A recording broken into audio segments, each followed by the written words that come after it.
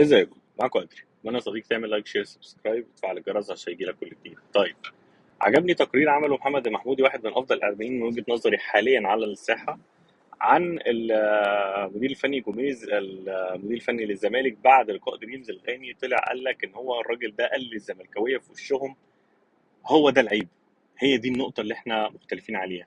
كان بيتكلم عن ايه بقى؟ بيتكلم على ان اللاعب عنده بعد مباراة الاهلي فرح فرحة يعني بزياده، وان الفيصل كله ان في مباراه الاهلي لعيبه الزمالك ادت اقصى ما عندهم، وفي مباراه دريمز لا، كانوا لسه في مباراه دريمز عايشين في فرحه الفوز على الاهلي. وقال لك ان هو قاعد معاهم حاول ينزلهم لارض الواقع، قال لهم ان ده ماتش في الدوري بثلاثه بوينت خدناهم خلاص، نقطه وموف اون النقطه اللي بعد كده.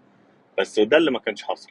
واستشهد قال ان هو مين كان يقدر يقول ان احنا هنقدر نكسب الاهلي في عدم وجود زيزو، واللي هو حصل بالفعل.